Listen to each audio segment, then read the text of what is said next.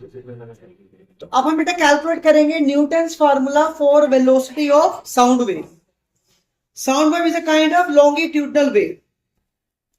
तो प्रीवियसली हमने जो फॉर्मूला फाइंड किया था फॉर द साउंड वेव या लॉन्गिट्यूडनल वेव,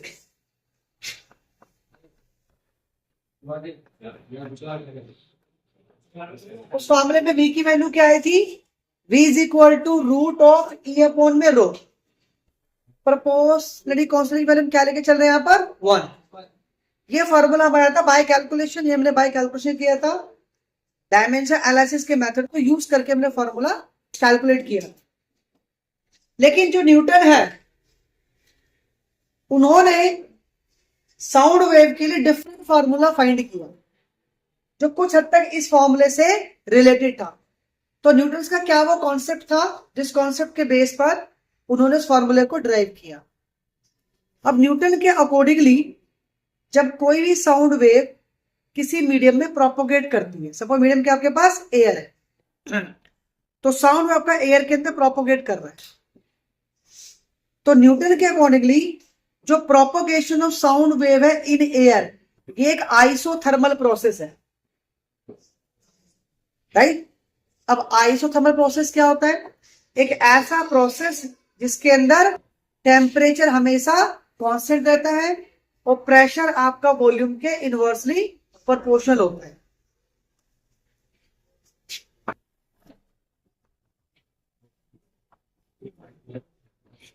मैथमेटिकली हम आइसोथर्मल प्रोसेस को लिख सकते हैं PV is equal to constant. तो न्यूटन के अकॉर्डिंगली जब साउंड वेव एयर के अंदर प्रोपोगेट करेगी तो वो आइसोथर्मल प्रोसेस होगा. राइट. अब इस इक्वेशन को आप डिफरेंशिएट करो. कैसे करेंगे? यहां पर दो फंक्शन है तो यहां पर हम रूल फॉलो करेंगे, प्रोडक्ट रूल ऑफ डिफरेंशिएशन. क्या रूल है?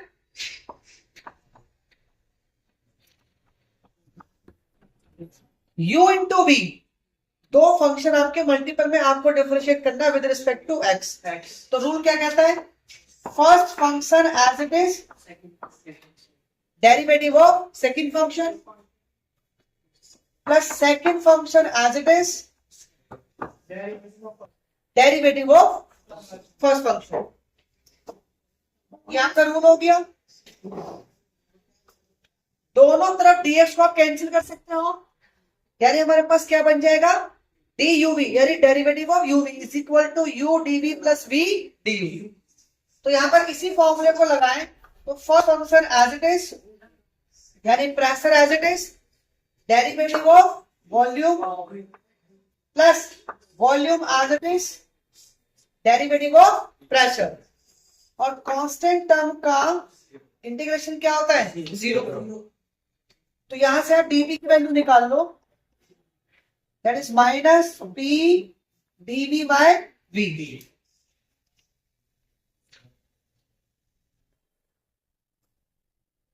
dp प्रेशर या चेंज इन प्रेशर. यहां पे इसे कह देंगे हम stress. Stress equivalent to pressure. तो ये आपके पास स्ट्रेस की वैल्यू आ गई. फाइन. अब बात करते हैं कोएफिशिएंट इलास्टिसिटी की. क्या होता है? Stress over strain.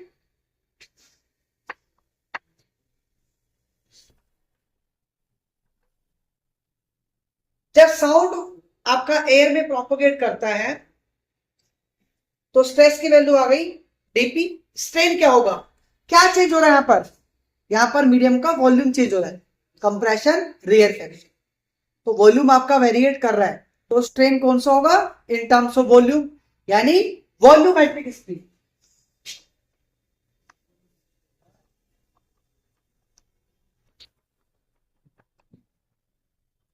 तो स्ट्रेस की वैल्यू होगी माइनस dp और वॉल्यूमेट्रिक स्ट्रेन क्या हो गया? dv अपॉन में v. dp की वैल्यू यहां से सब्स्टिट्यूट करो.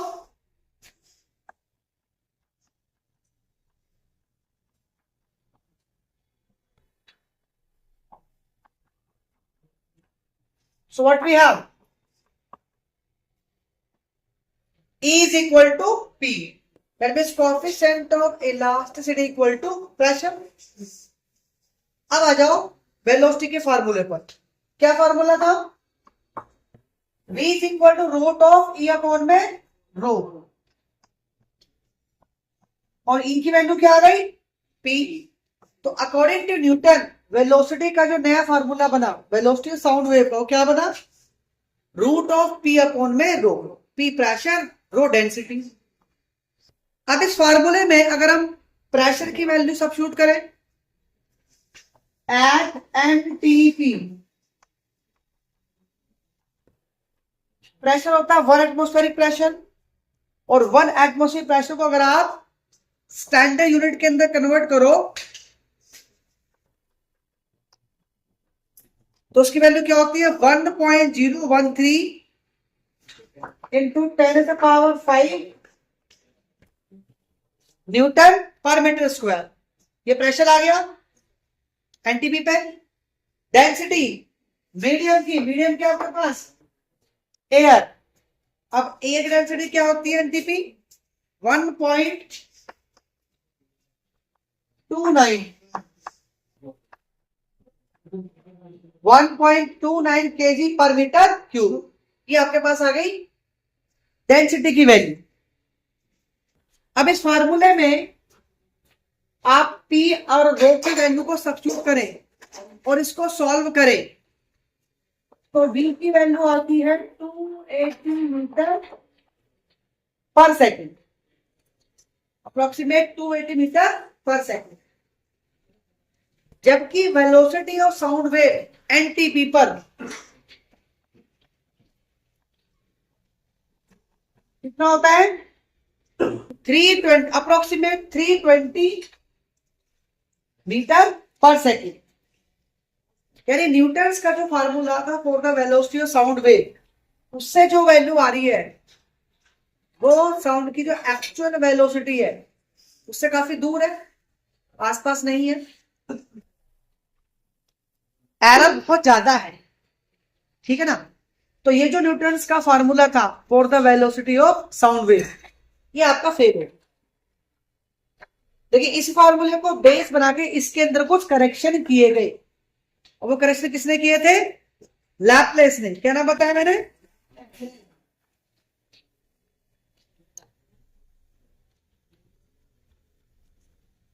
तो Laplace for the second scientist जिसने साउंड की वेलोसिटी का फॉर्मूला डिस्कवर किया, या न्यूटन्स के फार्मूले में कुछ करेक्शन करके उसने जो फार्मूला कैलकुलेट किया, उस फार्मूले के बेस पर जो हमने वेलोसिटी ऑफ साउंड वेव निकाली वो काफी हद तक इस वैल्यू के क्लोज थी। तो नेक्स्ट हम करेंगे लैपलेस करेक्शन।